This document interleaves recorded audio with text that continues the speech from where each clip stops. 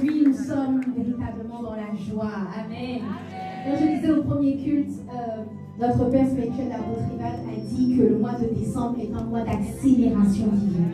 Qu'est-ce que ça veut dire? Ça veut dire qu'il y a des choses que Dieu devait manifester dans ta vie depuis le début de l'année 2024, mais qui ont pris du retard. Mais en ce mois de décembre, tu vas vivre une accélération des promesses de Dieu, une accélération de la version que Dieu avait prévue de toi, le caractère de Christ qui peinait à sortir, va sortir en ce mois de décembre. C'est pas en 2025, c'est en 2024 qui avec moi, amen. C'est en décembre 2024. Et aujourd'hui, Dieu a voulu nous mettre une dose d'accélération à ICC La Défense. Ah, est-ce que tu peux déjà pousser les cris de joie? Alléluia. Et Dieu, vous savez quand Dieu veut nous faire du bien, il fait des dons aux hommes. Il passe par des hommes. Parce que quand le diable veut vous visiter, il vous visite par des gens. Qui a été déjà visité? À qui le diable a déjà visité par quelqu'un? Moi, je lève les deux mains, les deux pieds. Il y a des connexions bizarres. Mais quand Dieu veut te faire du bien aussi, quand Dieu veut mettre fin au carnage de Satan dans ta vie, quand Dieu veut te propulser dans ta destinée, il te connecte à des personnes par qui il passe. Et pour ma part, je vous assure que j'étais dans le trou des ténèbres. Pour beaucoup, vous connaissez mon témoignage. J'étais dans le trou de l'impudicité, de l'impureté. J'étais dans le trou du rejet, du manque financier, affectif, tout. Et puis un jour, dis avec moi un jour, Dieu m'a connecté à une merveilleuse famille. Dieu m'a connecté à des parents spirituels. Dieu m'a connecté à mon père spirituel, l'apôtre Rival, et à ma mère spirituelle, maman Maud. Et après, il y a eu un avant. Et il y a eu un après. Et je déclare que dans ta vie aujourd'hui, il y aura aussi un avant et un après. Retiens bien cette date du 8 décembre parce qu'à partir d'aujourd'hui, tu décolles vers ta destinée au nom puissant de Jésus. Alors aujourd'hui, pour ceux qui ont compris, nous recevons vraiment une oratrice de qualité et de marque. C'est une grande famille qui est répandue dans le monde. On a plus de 170 représentations dans le monde entier. Et Impact Centre Chrétien La Défense est l'un des derniers Pro Max. C'est le dernier iPhone Pro Max 16. On est l'une des dernières églises Impact Centre Chrétien. Et donc du coup, nos parents spirituels sont le pasteur Yvan et le pasteur Maud. Et aujourd'hui, Dieu nous a fait la grâce de nous envoyer vraiment une générale de Dieu dans la famille. Une personne par qui Dieu, je le dis vraiment avec beaucoup d'humilité, de reconnaissance à Dieu. Je regardais la semaine dernière, vendredi, on a eu une cérémonie des Oscars du gospel qui s'appelle Shine. Et quand je regardais la cérémonie, je me disais, waouh, les standards d'excellence dans le monde francophone, dans le monde chrétien, ont été hautement élevés. Et Dieu est passé par cette femme. Dieu est passé par cette femme pour construire un édifice par la francophonie qui s'appelle la Cité Royale.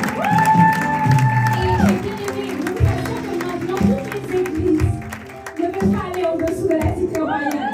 Même si c'est difficile, je vois même au Congo, je vois en RDC, je vois même aux États-Unis, toutes les églises qui ont vu la Cité Royale ont dit désormais c'est possible. Donc à travers sa vie, Dieu a ouvert une porte, Dieu a ouvert une brèche, la brèche de l'excellence dans le royaume de Dieu. Alors bien aimé, tu sais, la Bible dit que celui qui honore un prophète en sa qualité de prophète reçoit une récompense de prophète. Alors que tu vas pousser des cris de joie, tu vas pousser sur les paroles.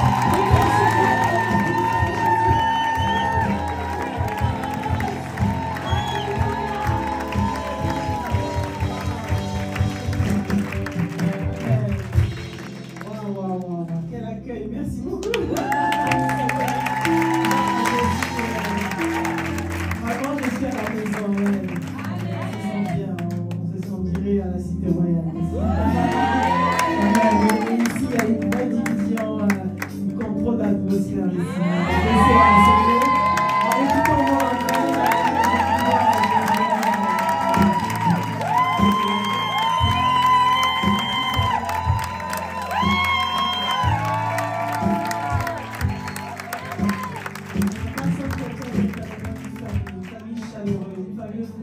nous sommes fous folles pour Dieu. Nous sommes fiers de cela. Amen.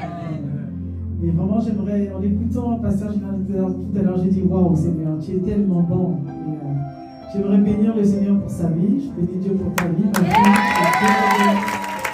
nous sommes fiers de Dieu à Dieu pour sa vie, parce que Dieu comment le Seigneur t'a emmené vers nous, vraiment, tu vas de gloire en gloire. L'ennemi n'a qu'à bien se tenir. Maintenant que tes pieds ont foulé ces lieux, la défense n'a qu'à bien se tenir. Quand j'arrivais ici, je voyais des boutiques, je voyais des endroits, je me dis waouh, où est-ce qu'on est aujourd'hui ici? Mais Dieu va faire quelque chose dans cette région, dans cette ville, dans les alentours. Dieu va faire une œuvre glorieuse ici. Parce que le Seigneur a envoyé vers vous ici quelqu'un de très passionné pour le Seigneur. La Vierge Dana ne lâche pas le morceau, elle aime Dieu. Je disais tantôt que c'est la fille de son père, elle ne lâche pas. Elle est passionnée, elle est entière avec Dieu et c'est une bénédiction. Quand Dieu nous envoie des personnes, nul n'est parfait, rien qui prend ça, nous sommes des hommes. Mais Dieu cherche un type de cœur, quelqu'un qui veut vraiment le servir sans compter. Alors dans notre manière de servir, il se pourrait qu'il y en a qui soient bousculés, mais peu importe, ce qui compte c'est que le message de Dieu soit délivré. Mais que surtout Dieu trouve en nous des cœurs sincères, qui le désirent, qui donnent le maximum, qui donnent tout pour Dieu. Amen. Et je bénis Dieu vraiment pour ta vie, que le Seigneur continue à vous donner. Après d'arriver ici, il y a déjà 3 services. Moi, je pensais faire un service avec la soirée.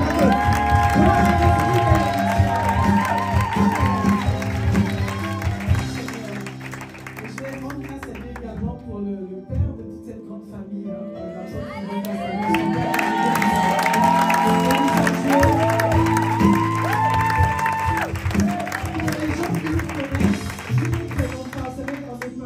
On peut nous donner des noms, des titres, mais ce qui compte pour nous, c'est notre cœur pour Dieu.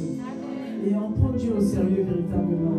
Quand on dit on bénit Dieu, ce n'est pas une manière de louer un nom, d'élever un nom, non. C'est un sentiment de gratitude envers Dieu.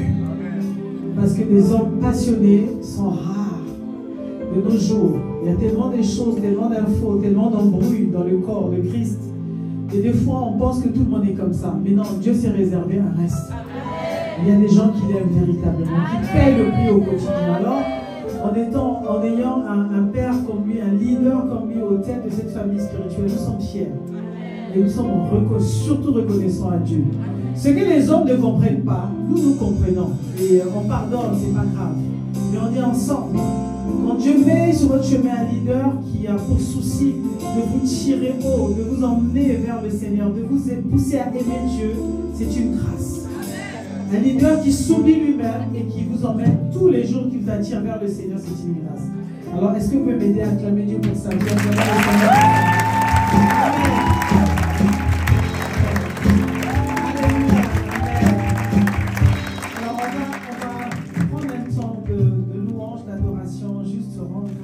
Pour ce moment et afin d'entrer dans notre message.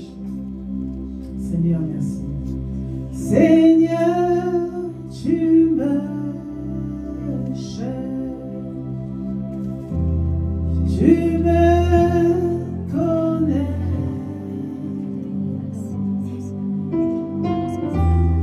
quelle que soit la saison, je sais que tu m'aimes.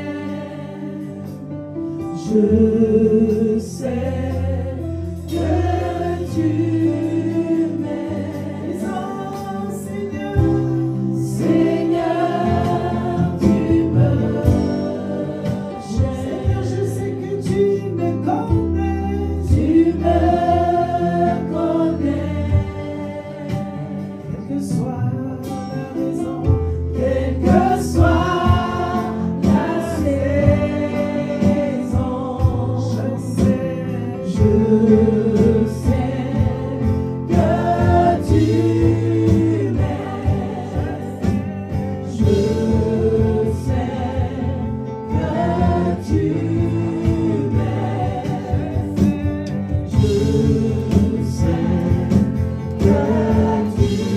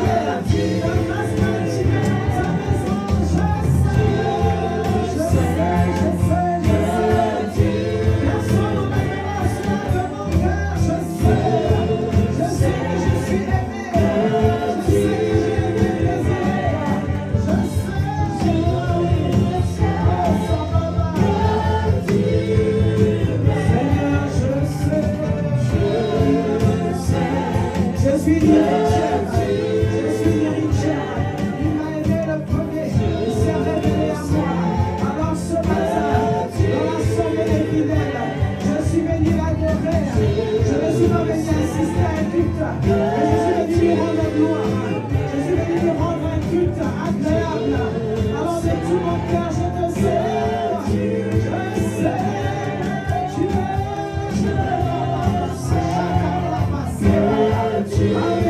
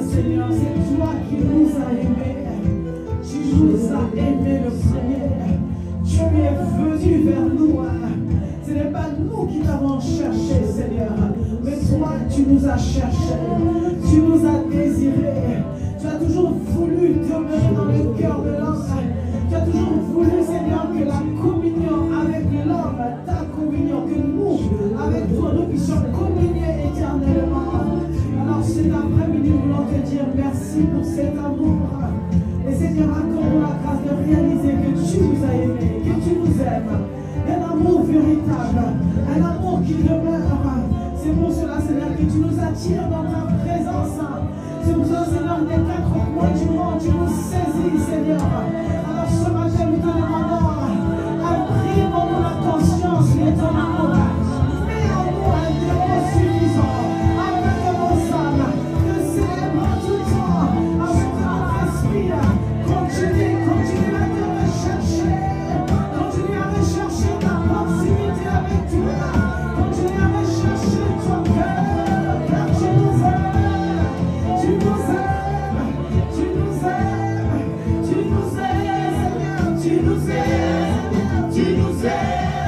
Tu nous aimes.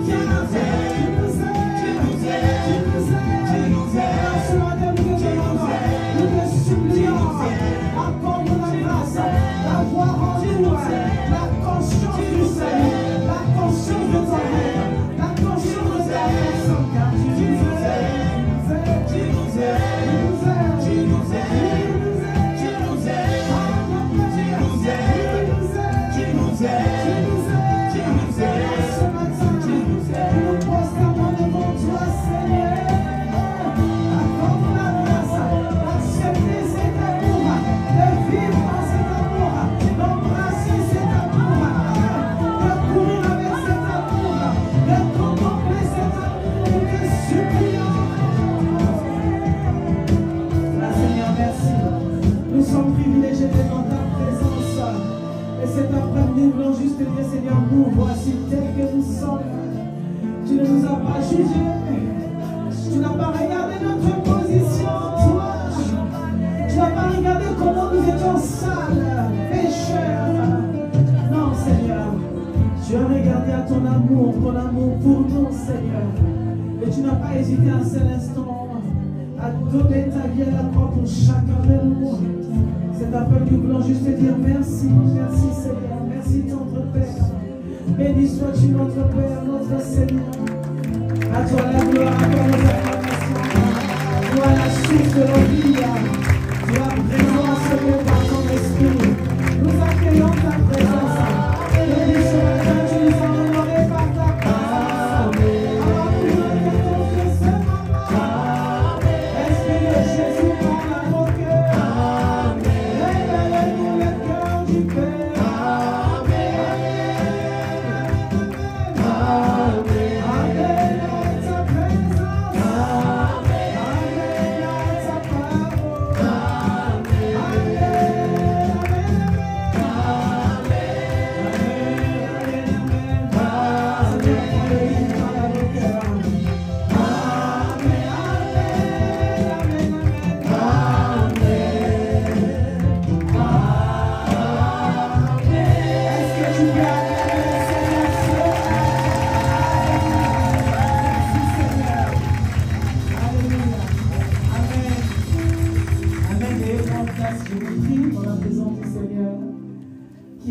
Que Dieu l'aime. Ah, moi je suis conscient de cet amour. Cet amour, seul lui est capable de donner.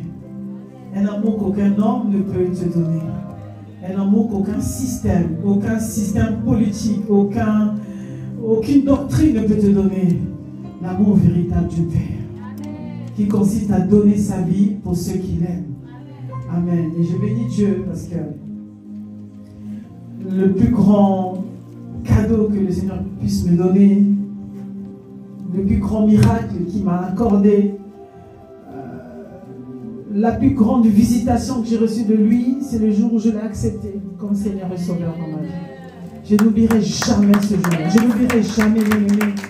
Je n'oublierai jamais. Je suis sûr que si je donne le micro à chacun de vous, quelqu'un aura quelque chose à confesser. Parce que moi aussi, je vivais dans mon époque, dans mon temps, je pensais le connaître, je pensais avoir une relation avec lui. Et jusqu'à ce qu'un jour, on m'invite dans une église comme celle-ci. Elle n'était pas exactement comme celle-ci parce que c'était dans une salle, belle salle. Il y a la clim, il y a la moquette, les chaises sont bien joyeuses, voilà, vous êtes bien installés. Moi, ce n'était pas le cas, c'était dans la cour d'une maison. Une de mes tantes, une de mes petites mamans que j'aimais beaucoup, qui aujourd'hui est repartie auprès du Seigneur, alors qu'elle voyait comment tous les dimanches matin je me levais, j'allais à l'église, j'allais faire un acte religieux, mais elle avait vu que je ne connaissais pas Jésus, parce que si je connaissais Jésus, elle allait voir un changement que Jésus seul peut apporter dans le cœur d'un homme. Aucune religion, aucun système, aucun parti politique, personne ne peut apporter un vrai changement au-dedans de toi. Il y a des changements qui sont cosmétiques, qui sont visibles aux yeux des hommes, superficiels. Mais après avoir bénéficié de tous ces changements, à l'intérieur de toi, tu peux continuer à mourir à l'intérieur, être meurtri à l'intérieur, être limité, être coincé, être simplement réduit, n'ayant pas goût à la vie. Toi, tu es super. Moi, j'étais de ces personnes-là qui ne croyaient pas en elles-mêmes, qui avaient des doutes, qui avaient une mauvaise image d'elles-mêmes. Je faisais partie de ces personnes-là. Jusqu'à ce que ce jour-là, alors que j'allais à l'église le dimanche, j'allais prendre ma communion, j'avais eu tous les sacrements, si vous voulez. Et je pensais connaître Dieu. Je pensais que j'avais le salut parce que j'avais posé un acte religieux, mais je n'avais pas rencontré la personne qui apporte le changement dans le cœur. Et alors, ce jour-là, on m'a amené dans un endroit comme... une église qui ressemble à ça, mais pas exactement. Qui ressemble dans l'esprit et pas dans la forme, parce que la forme, c'est un peu, on est bien ici. Et je suis arrivée ce jour-là, j'étais un peu réticente, j'étais assise. Il y avait juste dans cette cour, comme ça, dans la maison de quelqu'un, des bancs qui étaient là alignés. Et je suis venue m'asseoir, mais je me suis mise au fond. J'ai dit, mais dans quel endroit on m'a emmené comme ça? Je me suis assise au fond et j'écoutais, il y avait les chants, les gens dansaient. Je pouvais voir les gens joyeux, mais je n'étais pas joyeuse au-dedans de moi. Je regardais.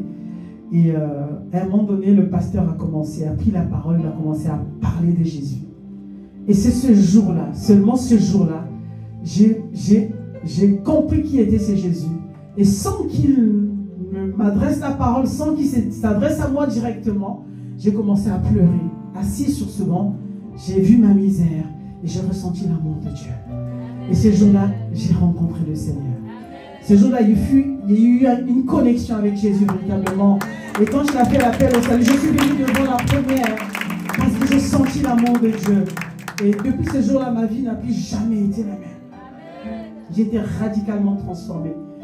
Jésus a changé ma vie. Et c'est pour ça que je peux me tenir devant vous parler avec assurance, avec joie, passion. Je peux crier, je peux chanter pour lui parce que véritablement, il a changé ma vie. Ma vie a vraiment connu un changement radical. Mais véritablement, un changement radical. Et j'ai béni Dieu pour cela. Et je trouve que c'est le plus beau jour de ma vie. Ce jour-là, le jour où j'ai accepté Jésus. Amen. C'était le plus beau jour de ma vie. C'était toujours d'ailleurs. Amen. Alors ce matin, j'aimerais juste encore parler de ce Jésus, mais parler de quelque chose qui des fois, il faut revenir. Vous savez, il y a des choses, des fondamentaux. Je me rappelle, lorsque j'avais accepté Jésus, j'avais ce qu'on appelle le zèle. Vous savez, le premier amour. Voyez. J'étais passionnée. Je vivais planer dans les airs. Je sentais l'amour de Dieu. J'étais souriante. Je pouvais parler à ce Dieu-là. Je ne sais pas si vous l'avez vécu, vous, lorsque vous l'avez rencontré, mais en tout cas, quand j'ai rencontré Jésus, pendant 6 mois, j'étais dans les moments de grâce. Tout ce que je demandais à Dieu, il me donnait. Quelqu'un a connu ça? Tout ce que je lui demandais, il me donnait. Je planais. J'étais jeune, j'étais au lycée, je faisais mon bac. J'ai dit, Seigneur, si tu me donnes le bac, parce que j'avais connu un trimestre de retard. Sans un trimestre, je n'ai pas pu fréquenter parce que j'étais dans un pays étranger. Je suis revenu vers mes parents et puis j'ai manqué tout un trimestre d'école. J'ai dit, Seigneur, je vais absolument avoir le bac parce que je voulais venir étudier en France.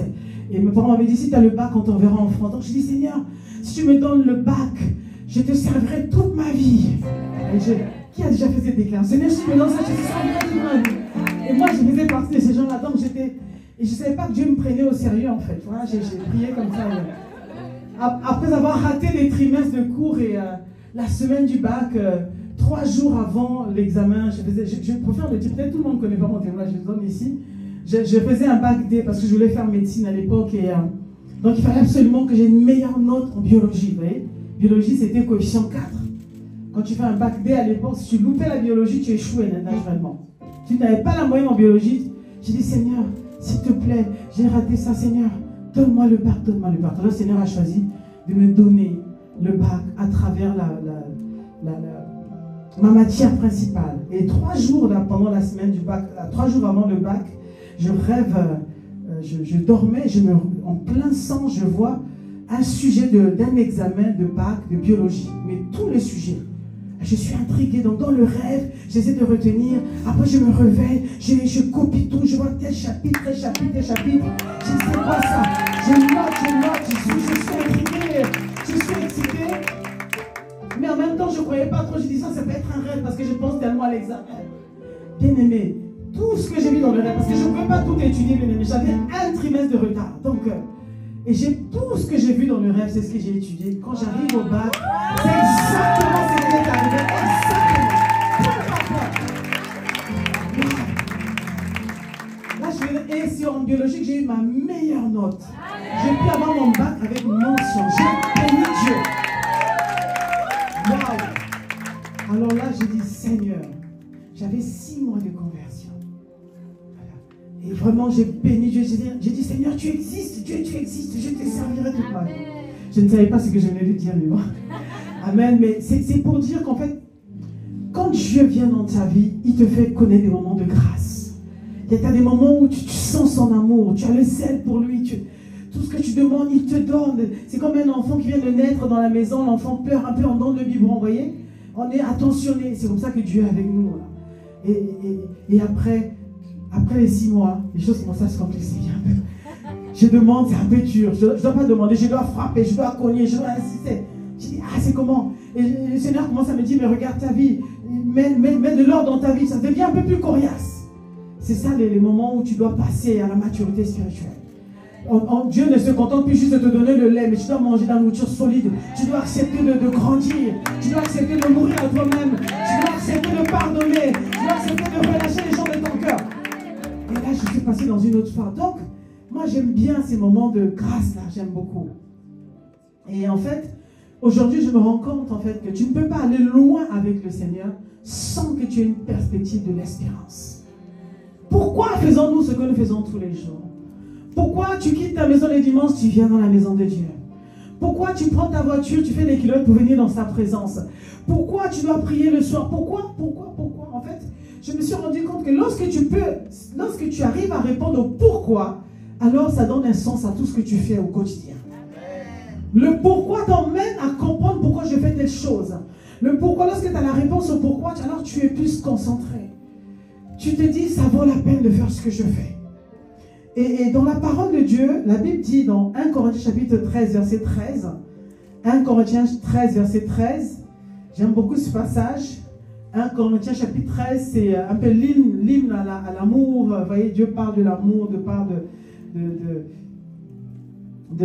l'amour de Dieu, l'amour qui pardonne, qui croit tout. Et au verset 13, il dit, maintenant donc, ces trois choses demeurent. Ces trois choses demeurent. Quelles sont les choses qui demeurent? La foi, l'espérance et l'amour. En dépit de tout, malgré tout ce qui se passe, malgré ce qu'on peut avoir, malgré ce que Dieu peut nous donner, malgré la joie qui peut être dans nos cœurs, malgré les victoires que nous remportons, malgré la délivrance que nous pouvons avoir, malgré les grâces que Dieu nous accorde, malgré aussi les tempêtes qui peuvent venir cogner à la porte de nos vies, malgré les moments difficiles que nous pouvons traverser, dans tout cela, il y a trois choses qui demeurent. Trois choses qui sont comme des socles, qui doivent être des socles dans nos vies. Trois choses auxquelles Dieu regarde. La première chose, c'est la foi. Tu as cru hier, c'est bien. Tu marches avec Dieu, c'est bien. Mais comment va ta foi? Comment va ta foi aujourd'hui? Il y a 10 ans, Dieu a fait un miracle dans ta vie, c'est bien. Mais aujourd'hui, comment va ta foi? Est-ce qu'elle a augmenté ou elle a diminué? Comment va ta foi en Dieu? Dieu regarde à ta foi. Ensuite, comment va ton espérance? Est-ce que tu as une espérance? Est-ce que tu as une espérance? Et ensuite, l'amour. Alors ce matin, j'aimerais vous parler, cet après-midi d'ailleurs, j'aimerais vous parler de l'espérance. On a beaucoup parlé de la foi, j'aimerais vous parler de l'espérance. Et le titre de mon message s'intitule « L'espérance ne ment jamais ». Amen, tu peux acclamer le Seigneur, acclame Dieu. L'espérance ne ment jamais. L'espérance ne ment jamais. Il y a trois choses qui demeurent, trois choses qui restent, trois choses qui sont immuables. La foi, l'espérance et l'amour. Mais ce matin, le Seigneur veut te dire que l'espérance ne ment jamais. Espère en Dieu. Attache-toi au Seigneur. Attache-toi aux choses célestes. Attache-toi aux choses d'en haut. Et non seulement aux choses d'en bas. Et une vision céleste, une vision divine des choses, une vision lointaine des choses, une vision des choses invisibles. Amen. Amen. Et je vais lire un passage également. Donc, je vais vraiment chevaucher sur ces deux passages.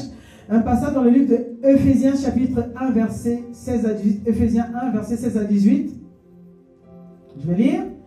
La Bible dit, « Je ne cesse de rendre grâce pour vous, faisant mention de vous dans mes prières, afin que le Dieu de notre Seigneur Jésus-Christ, le Père de gloire, vous donne un esprit de sagesse et de révélation dans sa connaissance. » Ça, c'est le verset 17.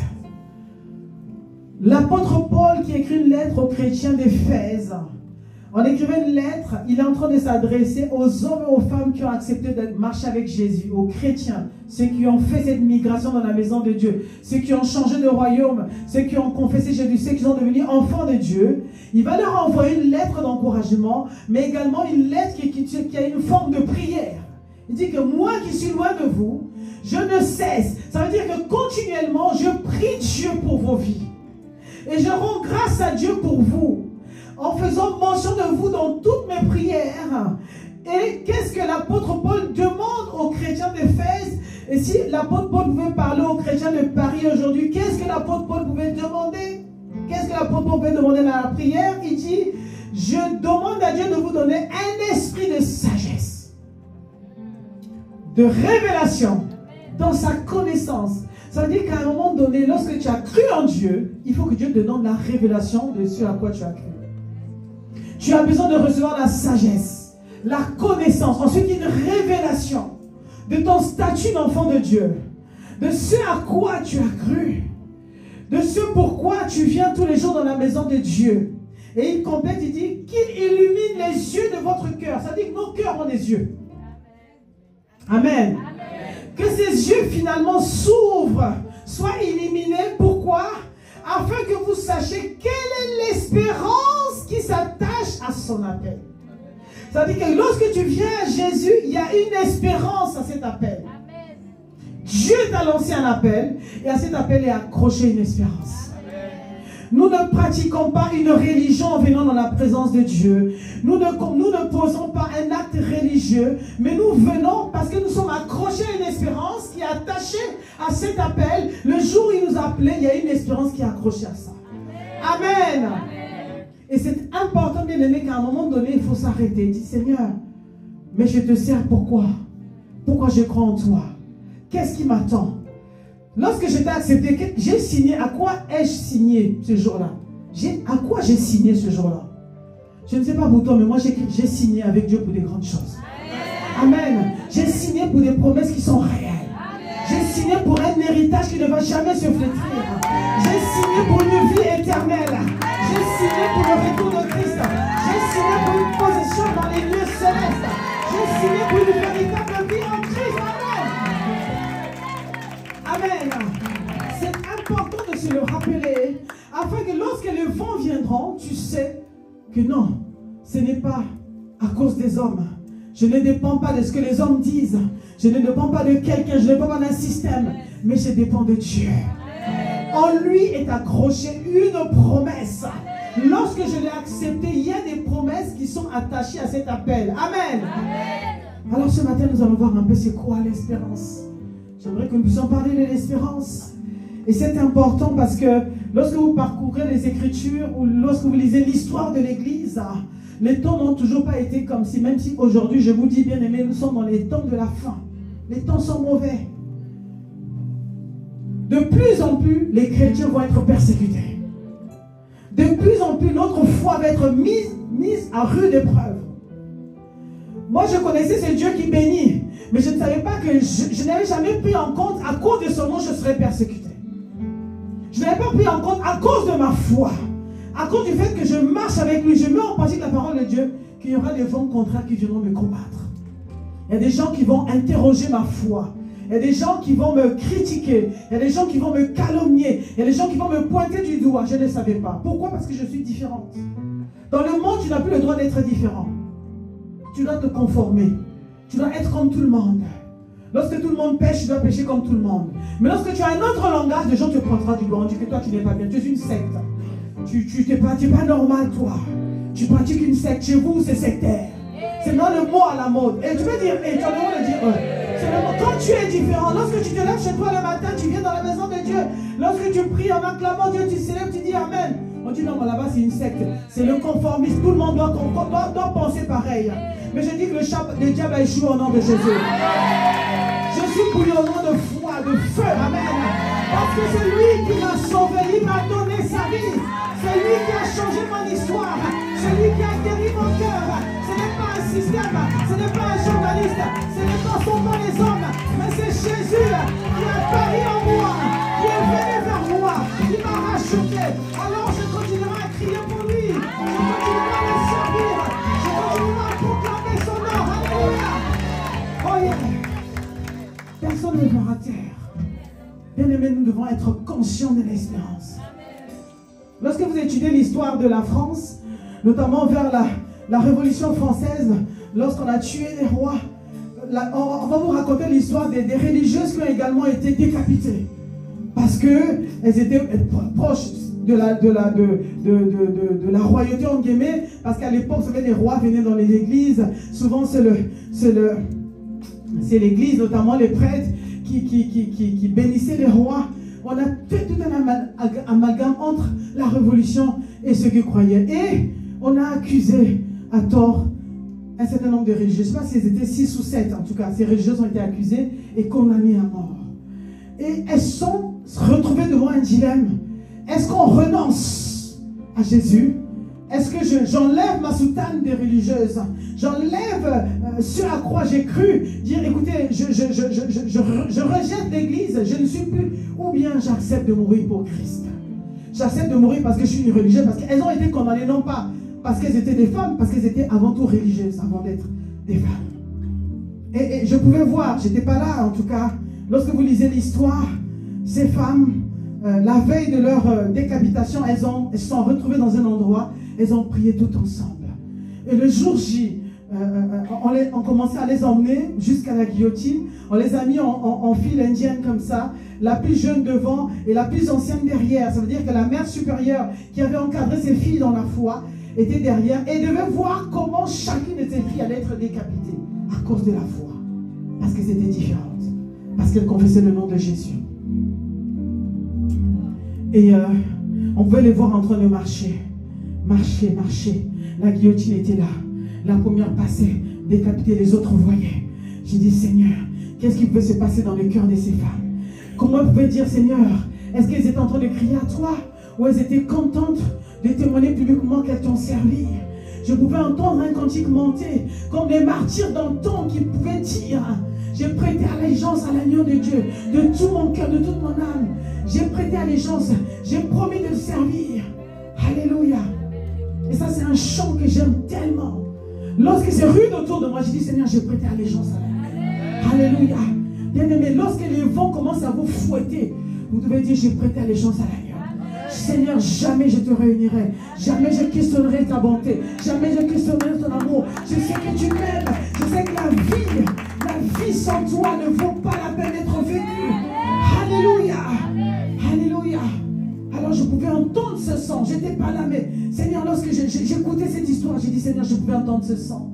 J'ai prêté allégeance à l'agneau de tout mon cœur, de toutes mes forces. J'ai promets d'observer sa parole. J'ai prêté allégeance à l'agneau.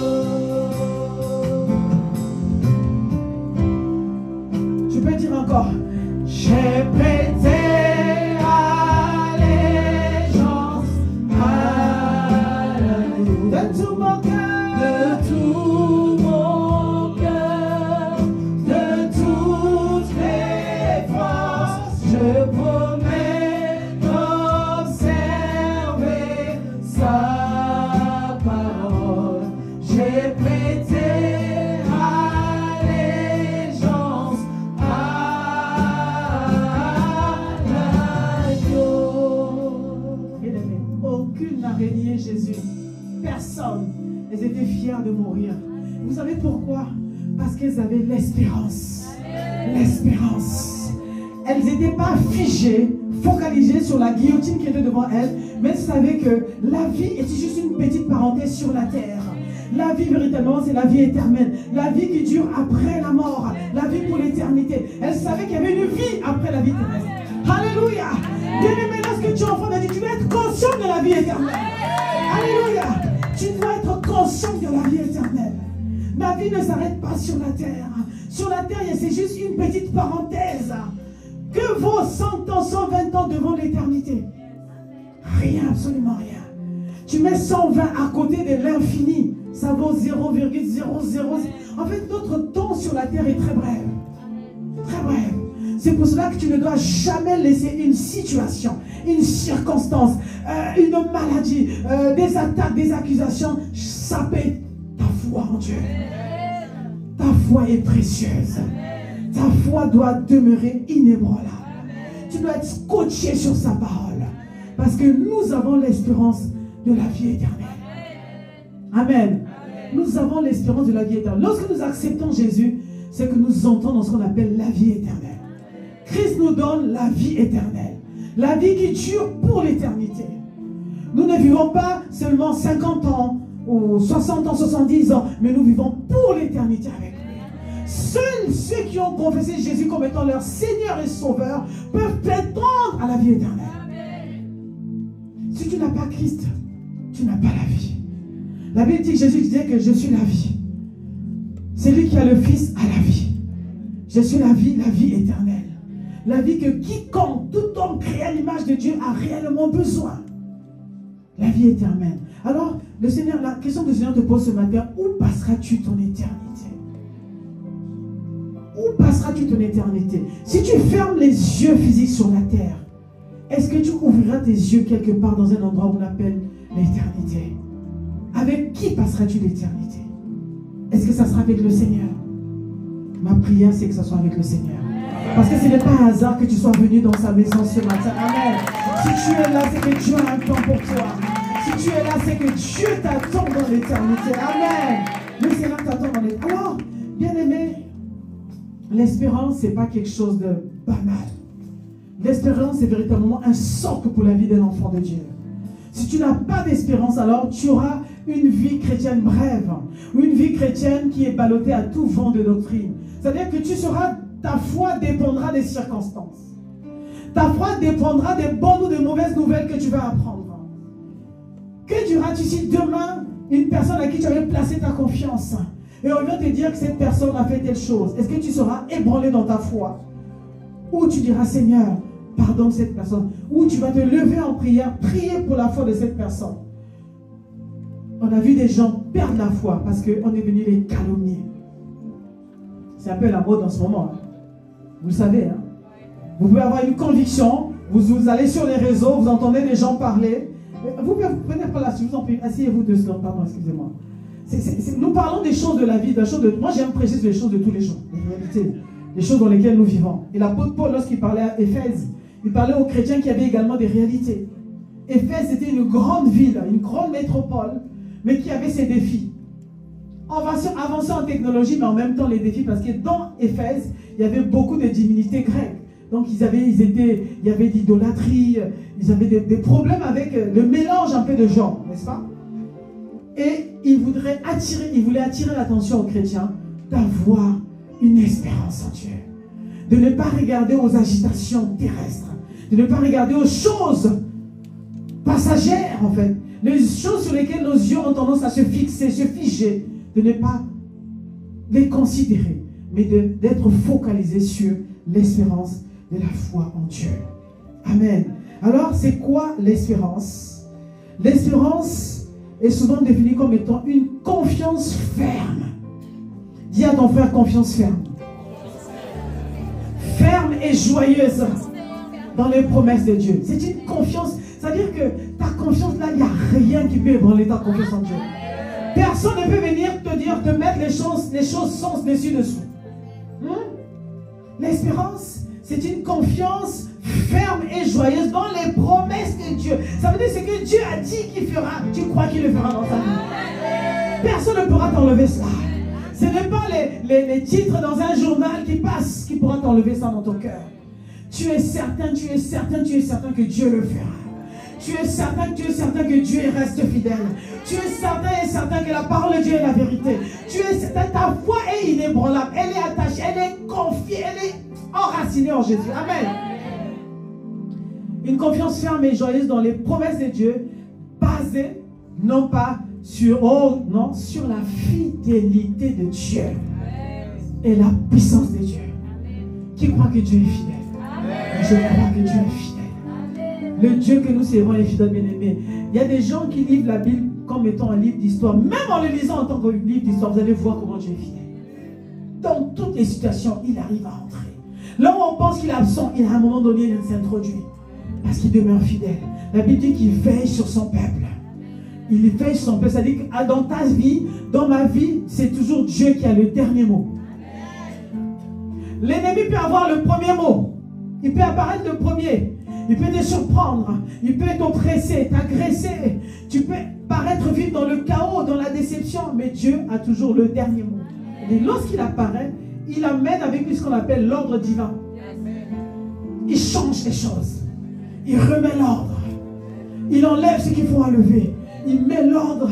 C'est pour ça que ce jour-là dans le bateau, lorsque Jésus est avec ses disciples, pendant qu'ils traversaient la mer, ils allaient de l'autre côté du bord, l'autre côté de la rive.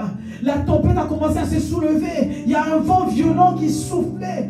Le bateau a commencé à tanguer dans la mer, tanguer. Les disciples sont réveillés, ils avaient peur. Ils ont commencé à crier, Jésus, Jésus, on est en train de périr. Jésus dormait. Vous savez pourquoi Jésus dormait? Parce qu'il n'y a rien qui peut l'ébranler. Lorsque Jésus est dans la barque de ta vie, il n'y a rien qui peut t'ébranler. Tu peux rester en paix. Je ne suis pas en train de vous dire des choses, hein, mais je vous dis ce que je vis au quotidien. Tu peux rester en paix. Tout le monde panique quand tu es en paix. C'est la paix de Dieu qui montre qu'il est avec toi. Je suis en paix. Tu sais que tant que Dieu est dans ma vie, là, il n'y a pas péril dans la demeure. Oh yes. Amen.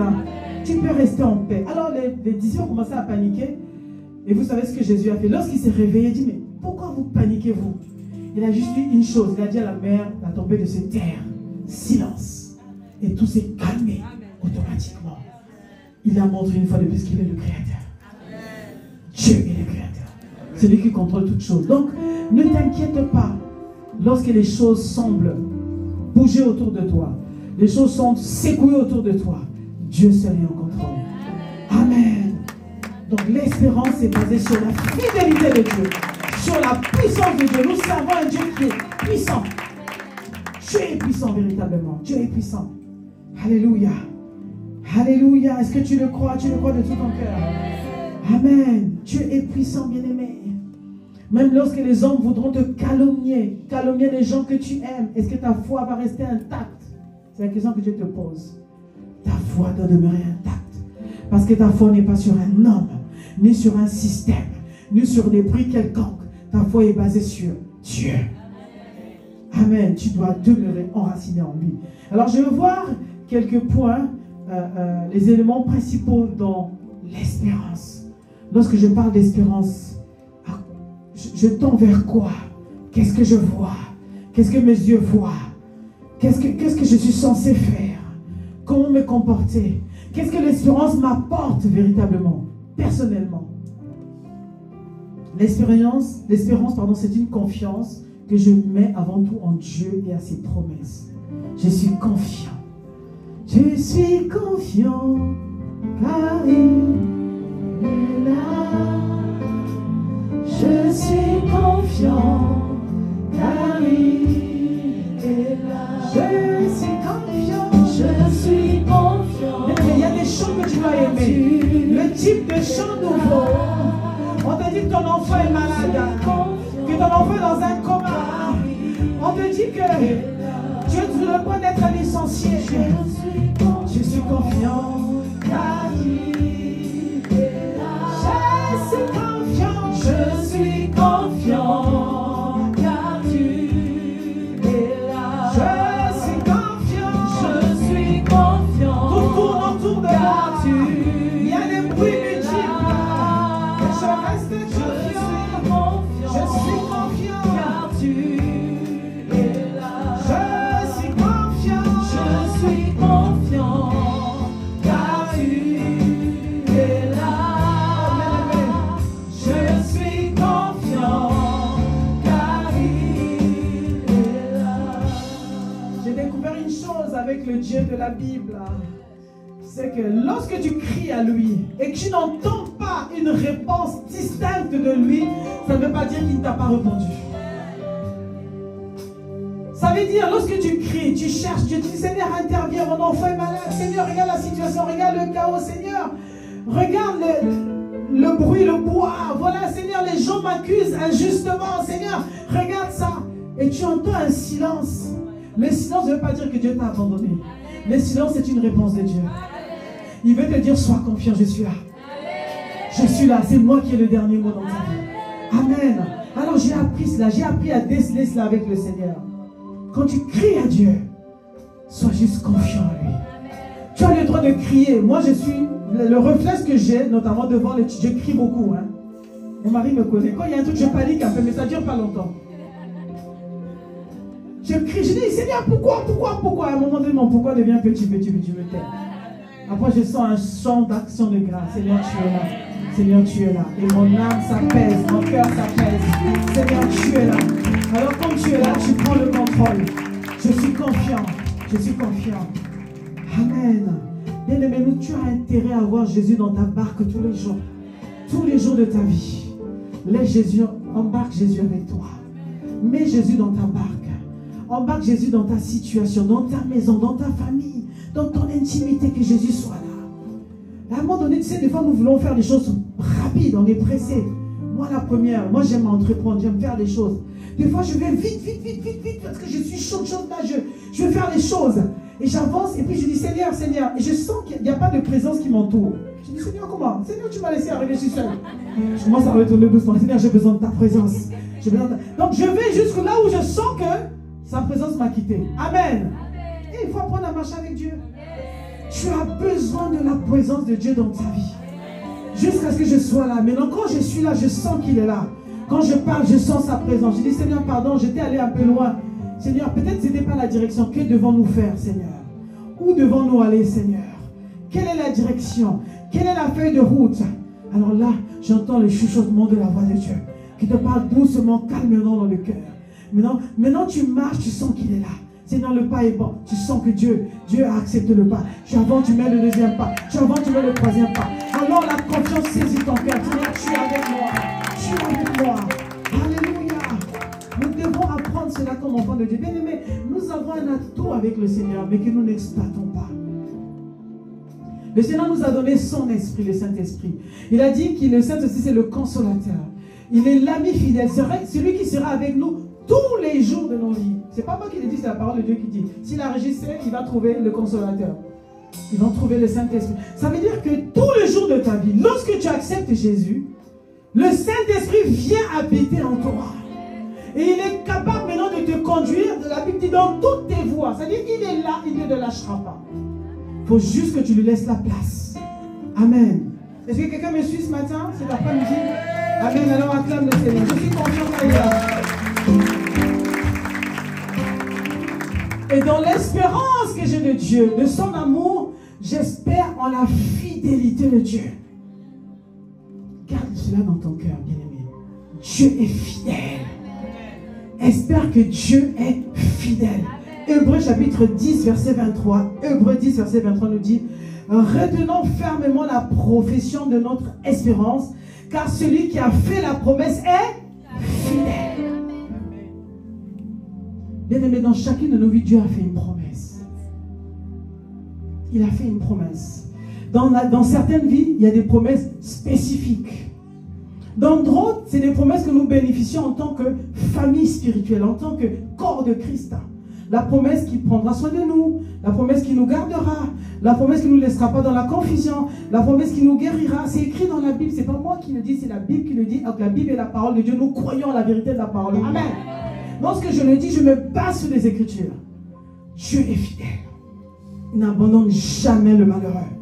Il n'abandonne jamais ceux qui le cherchent d'un esprit sincère. Dieu est fidèle. Alors cette promesse demeure. Donc tu dois croire. L'espérance que tu dois cultiver tous les jours. Seigneur, tu es fidèle dans ma vie. Tu ne m'abandonneras jamais. Quels que soient les vents contraires, quels que soient les mouvements, quels que soient les soulèvements, surtout ces derniers temps. On dirait qu'il y a quelque chose, c'est comme si l'église dérangeait un peu. Je ne sais pas si vous avez remarqué ce que j'en ai. La tête de l'église est recherchée. Donc heureusement qu'on avait prié pendant 40 jours quand même. Hein? Parce que vraiment, mais là maintenant on entend, voilà, quand tu vas dans l'église, quand tu pratiques une foi, non, c'est une dérive sectaire. Je ne sais pas ce qu'on appelle dérive sectaire. Je ne sais pas ce que c'est, je ne connais pas. Apparemment, il y a des lois qui ont été votées, dérive sectaire, dérive sectaire. Est-ce que moi je suis en train de vous parler là? Je vous enseigne une secte? Non. Ok. Donc il y a des choses qui font en sorte que ta foi risque d'être secouée. Tu vas entendre des sons, tu vas entendre des bruits qui vont remettre en question ta foi en Jésus. Bien-aimé, reste ferme. Ferme les yeux, ouvre les yeux spirituels. Il a dit que Dieu illumine les yeux de votre cœur afin que vous sachiez quelle est l'espérance qui s'attache vont crier, vont parler. Ferme les yeux, Seigneur, j'espère en toi. Je suis confiant car tu es avec moi. J'espère en toi. J'espère en la vie éternelle. Je sais que tu es la vérité et la vie. Seigneur, tu n'as jamais échoué dans la vie d'un homme. C'est toi qui t'es là le dernier dans ma vie, Seigneur. Même si notre voix se sont levés les premiers, mais tu ne l'abandonneras jamais, Seigneur. Tu demeures fidèle. Tu es la vérité et la vie. Oh, car tu es là.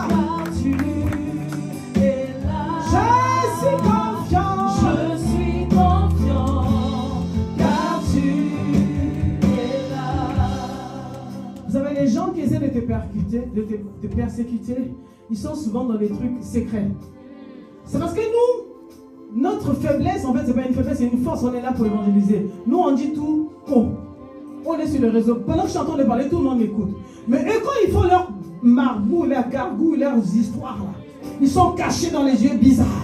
Ils portent des soutanes bizarres. Ils mangent des choses bizarres. Mais nous, nous proclamons Jésus, Jésus, seul du sang.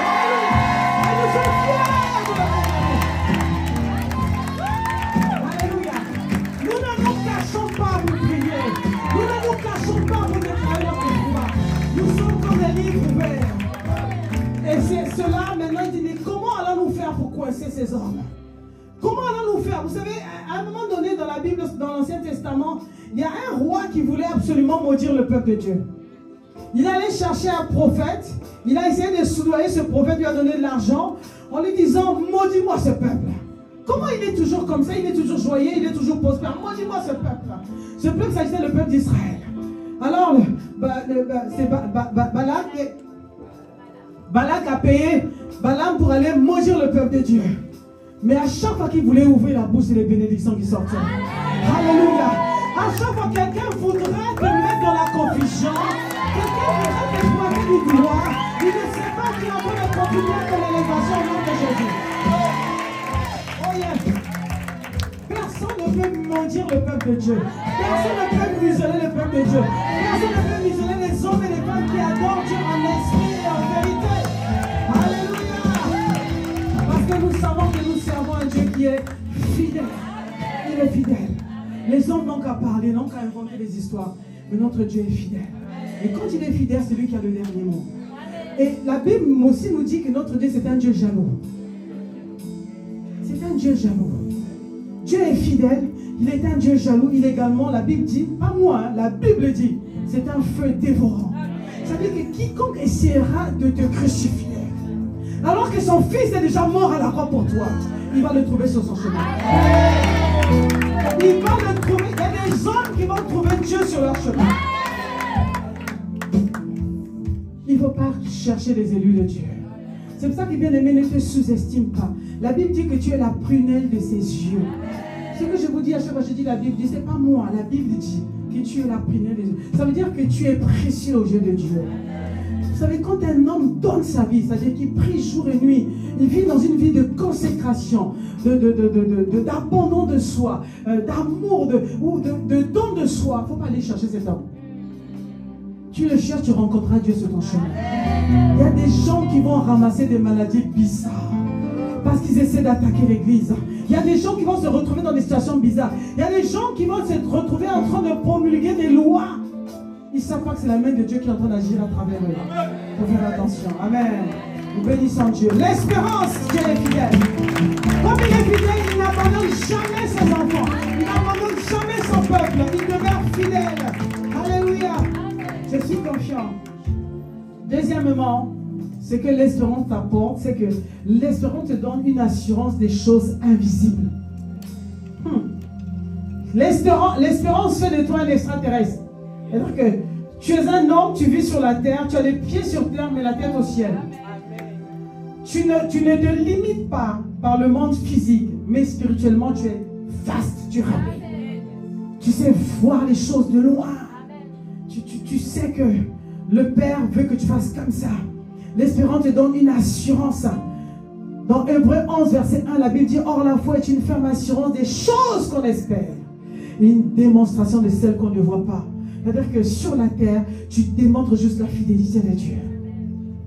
Des choses que tes yeux ne voient pas, mais tu commences à les manifester sur la terre. Il est celui qui nous fait vivre des choses que l'œil n'a point vu, que l'oreille n'a point entendu, les choses qui ne sont même pas passées dans l'intelligence, dans la conscience, dans la tête d'un homme, mais les choses qu'il a données à ses bien-aimés afin qu'ils puissent les faire, qu'ils puissent les accomplir au nom de Jésus. Donc l'espérance te fait voir à travers. Il dépasse le simple espoir humain pour s'enraciner dans la réalité éternelle des promesses de Dieu.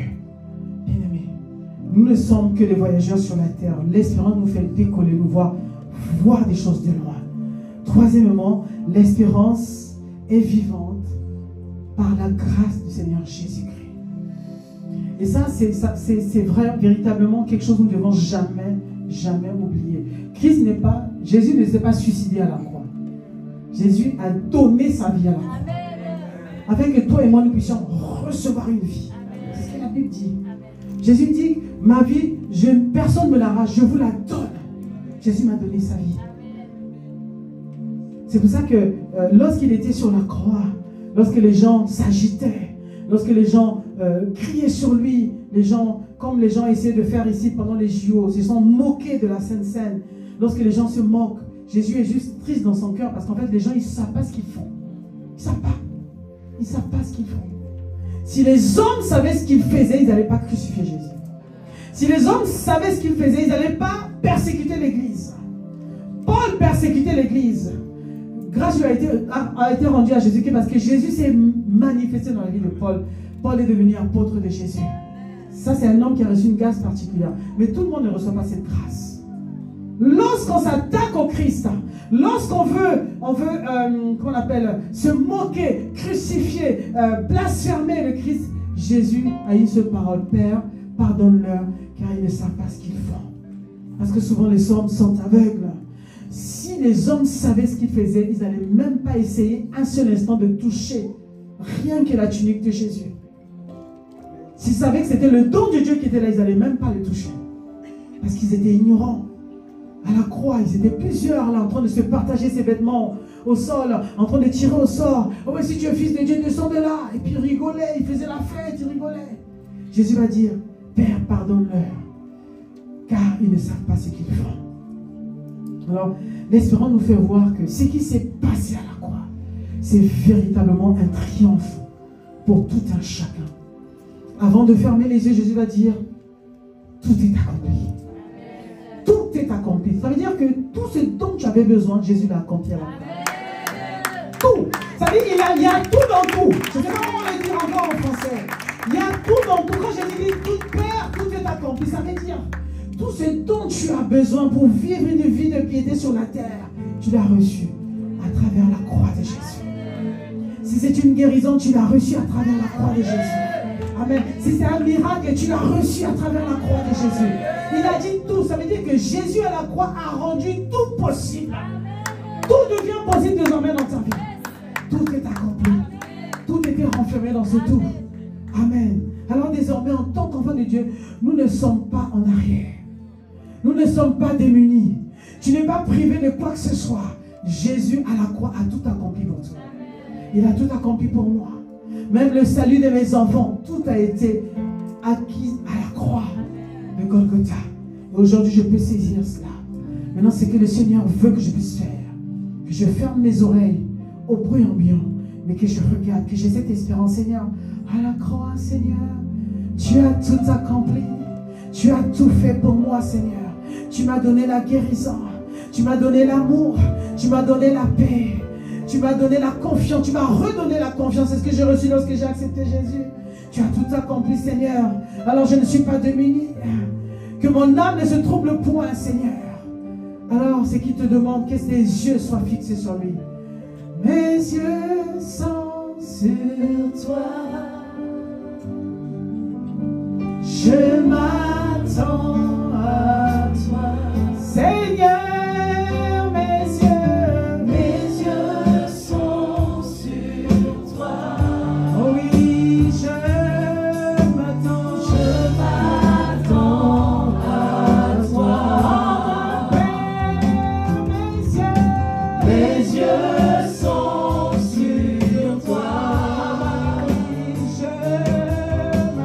Je m'attends à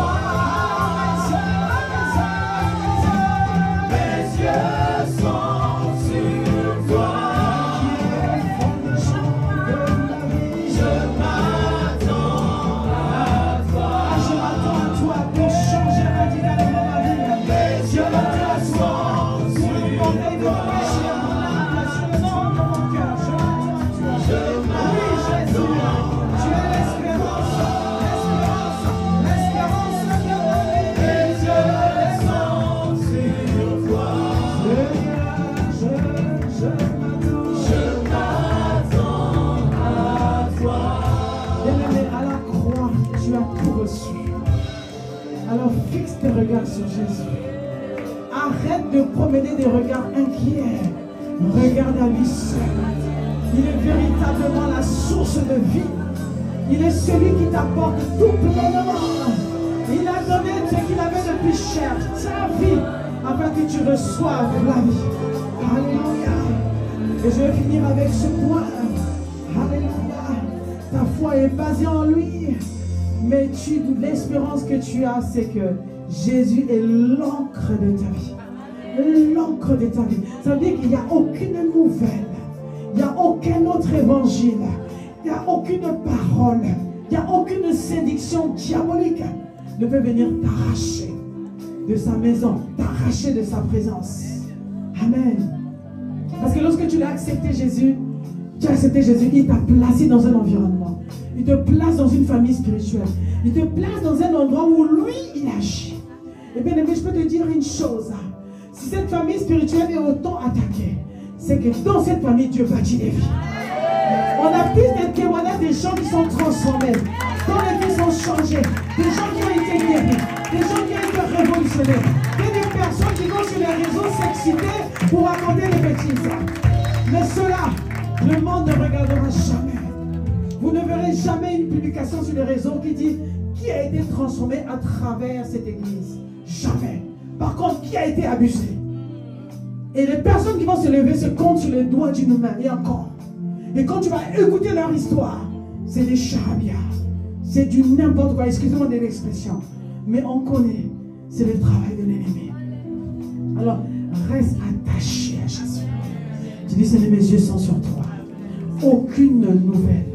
Aucune manipulation, aucun dogme, aucune doctrine ne viendra me perturber ma foi en toi. Tu es le Christ, comme disait Simon-Pierre, le Fils du Dieu vivant. Tu vis éternellement. Lorsque les hommes voudront me montrer des gens qui ont échoué, des gens qui parlaient de Jésus et dont les vies ont été un échec, jamais je baserai ma foi en eux. Ma foi reste basée sur ta parole. Tu es vivant éternellement. Les hommes peuvent changer. Les hommes peuvent décevoir. Les hommes peuvent être ballottés à tout vent des doctrines à gauche, à droite. Mais Seigneur, ta parole reste vivante. Vivante, Seigneur. Éternelle. Et Seigneur, je choisis personnellement de passer, d'ancrer ma vie, ma foi en toi, Jésus le Christ, celui qui est mort à la croix, mais qui n'est pas resté mort, qui le troisième jour est ressuscité d'entre les morts. Aujourd'hui, le tombeau est vide, on ne te trouve plus dans la tombe. Seigneur, tu es vivant et tu es assis à la droite du Père, où tu intercèdes nuit et jour pour ton épouse, pour ton église. Alors qu'il n'y a pas prié à ce matin, alors que mes yeux sont sur toi, Seigneur, je te demande une chose.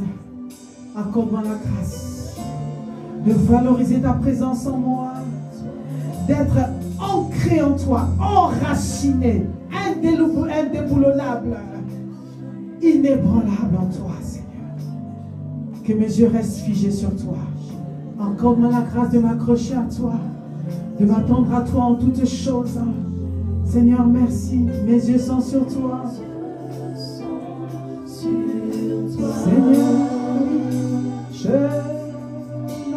je m'attends à toi. Lorsque les mauvaises nouvelles viendront, je dirai, mes yeux sont sur toi. Seigneur, oui, je m'attends à toi. Car tu es le Christ, le Fils du Dieu vivant. Tu es venu sauver les hommes. C'est la vérité de la parole à laquelle j'ai cru et je continuerai à croire. Seigneur, merci. Tu es venu nous sauver. Tu es venu te révéler à nous. Et Seigneur, ce matin, nous te prions comme l'apôtre Paul l'a fait pour les chrétiens d'Éphèse.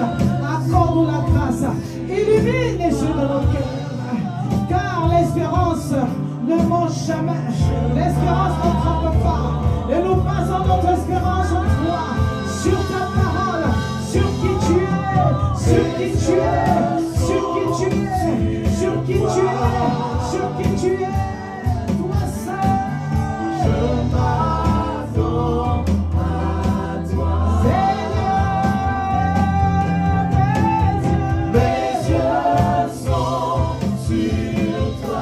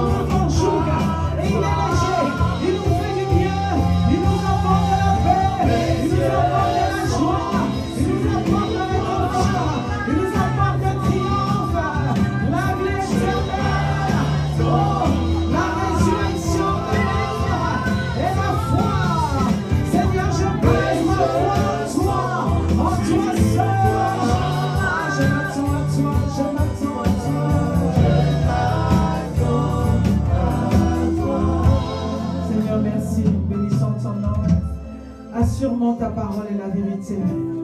Ta parole est la vérité. Ta parole guérit nos cœurs, guérit nos âmes. Merci Seigneur. Nous pouvons regarder à toi en tout temps.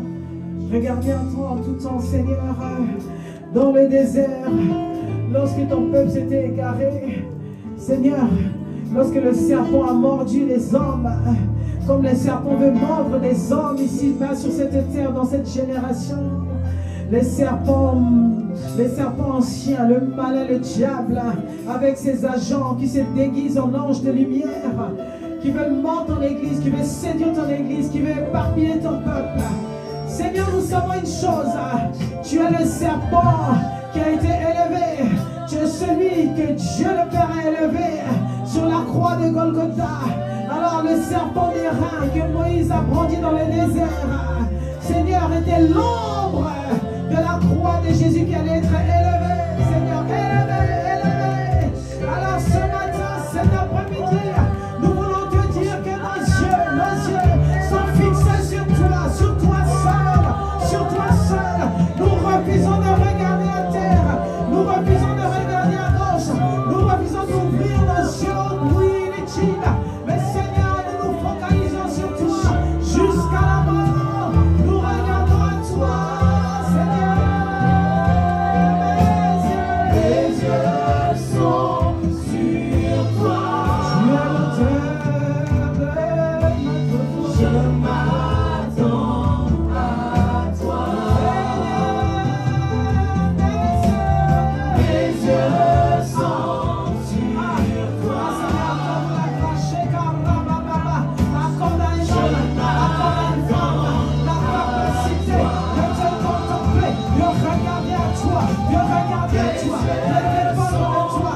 Seigneur, entends nos supplications, entends les cris de nos cœurs. Nous te supplions, toi qui es présent ici par ton esprit, accorde-nous la capacité d'être focalisés sur toi. Donne-nous cette force, donne-nous cette disposition de cœur. Oh, nous te supplions. Alors, cet après-midi, l'église de la défense a les yeux fixés sur toi.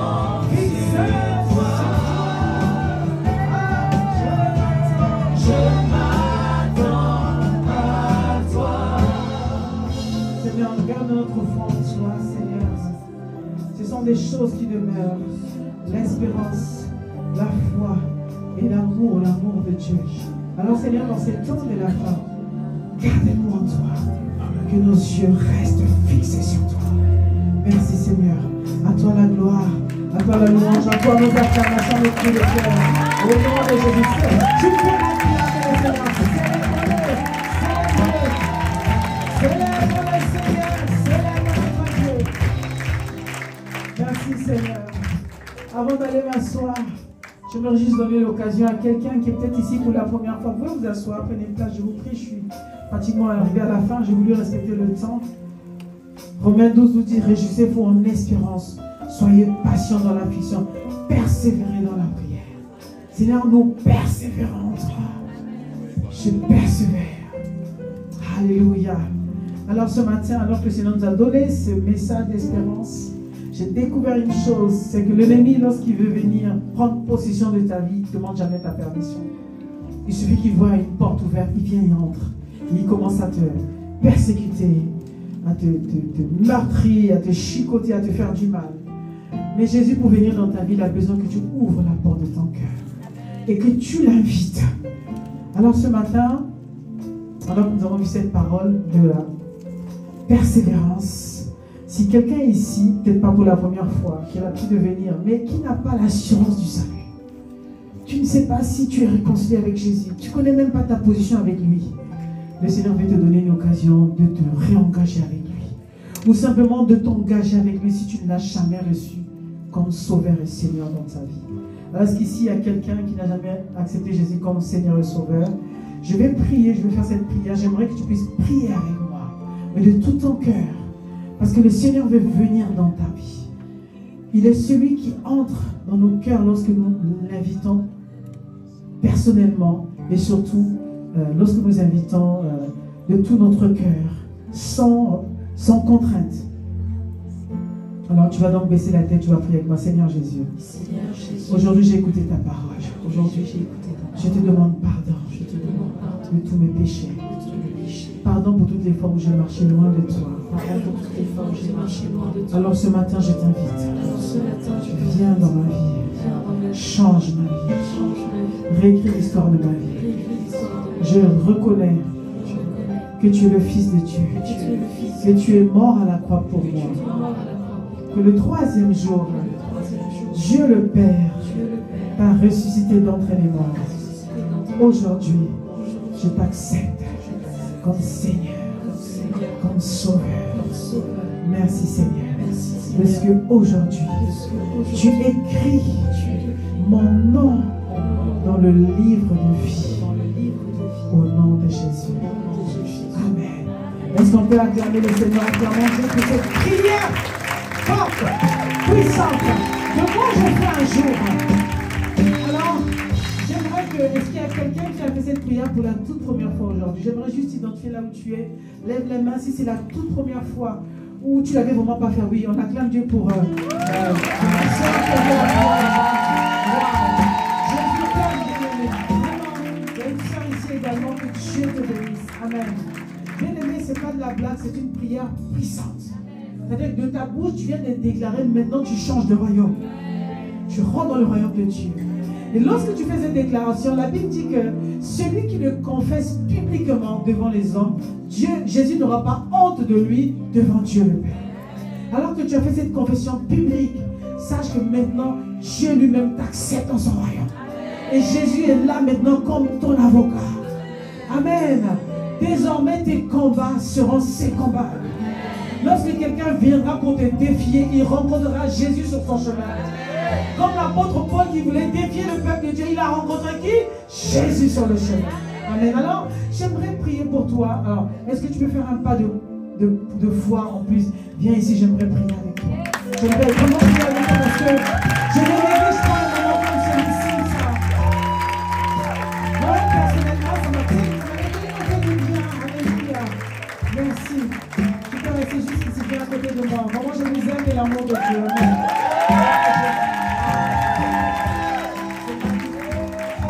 Je peux me voir à travers vous parce que moi aussi, un jour, j'ai fait cette prière et il est venu changer radicalement ma vie. Merci, c'est le plus beau jour de vos vies. Je vous assure, vous ne regretterez jamais ce jour-là. À partir de maintenant, vos combats deviennent les combats de Jésus. Il met sa grâce sur vous. Il vous couvre de son sang. Il vous purifie, vous lave. Aujourd'hui, vous êtes ramenés, vous êtes nouveaux, nouvelles personnes. La Bible dit que les choses anciennes sont passées. Donc, à partir de maintenant, n'acceptez jamais que quelqu'un vous juge par rapport à votre passé. Parce que Jésus vous a pardonné. Il a effacé le passé. Maintenant, vous allez marcher en nouveauté de vie. Amen. Alors, je vais prier pour vous parce que c'était un moment fabuleux. Et je vais juste prier. Seigneur, merci pour tes filles qui sont venues devant. Elles n'ont pas eu honte de toi, Seigneur. Elles sont venues devant toi et t'ont accepté publiquement. Seigneur, je prie que tu puisses commencer une nouvelle histoire avec elles aujourd'hui. Seigneur, change leur vie. Accorde-leur la grâce de te connaître. Déverse dans leur cœur l'amour, ton amour, Seigneur. L'amour qui surpasse toute intelligence. Que cet amour garde leurs pensées, garde leur cœur en toi. En Jésus le Christ. Seigneur, fais toutes choses nouvelles dans leur vie. Pense les blessures de leur cœur. Change les vies. Seigneur, là où elles avaient connu une déception dans le passé, Seigneur, non seulement tu effaces, Seigneur, tu guéris le cœur, tu renouvelles, tu réconfortes, tu redynamises, tu relèves, Seigneur, et tu écris une nouvelle histoire avec elles. Et de cette histoire que tu écris avec elles s'écrit gloire, victoire, triomphe, bénédiction, grâce. Seigneur, merci de ce que tu fais toutes ces choses dans leur vie. Nous les bénissons en ton nom. Merci parce qu'elles sont précieuses à tes yeux. À toi la gloire, Père. Au nom de Jésus. Amen. Amen. Est-ce qu'on peut acclamer le Seigneur?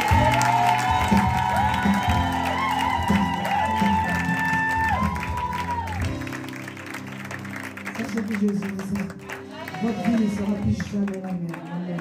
J'ai connu ce moment, je sais ce que c'est. Amen. Que Dieu vous bénisse. Je vais vous convier juste 5 minutes avec cette sœur. Elle va juste vous entretenir quelques instants. Ensuite, vous reviendrez parce que le culte n'est pas fini. Vous êtes bénis, je vous aime. Vous êtes mes sœurs dans le Seigneur. Amen. Est-ce qu'on peut acclamer le Seigneur pour nos sœurs? Seigneur, merci pour ce moment. Toi qui fais toutes choses à merveille. Toi qui es infiniment bon. À toi seul soit toute la gloire, l'honneur, la magnificence, nos actions de grâce. Seigneur, merci pour ce temps que tu nous as accordé la grâce de vivre avec toi. Merci parce que nous avons une espérance en toi. Nous ne sommes pas, Seigneur, juste des vagabonds sur la terre. Notre vie a un sens. Nous allons quelque part. Tu as une destinée pour chacune de nos vies. Non seulement tu as changé notre histoire, tu as changé nos vies, mais Seigneur, tu nous as donné une destinée en toi. Béni sois-tu, Père, pour la révélation de qui tu es dans nos cœurs. Merci, Seigneur, de ce que tu fais asseoir cette vérité au-dedans de nous. Nous avons une espérance en toi.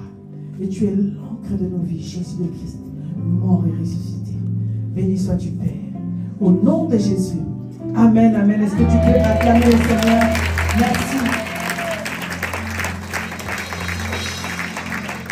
Bien-aimé, est-ce que tu peux continuer à acclamer le Seigneur? Si tu as été béni ce matin pour ce message, est-ce que tu peux encore une fois pousser le cri de joie? Acclamer le Seigneur.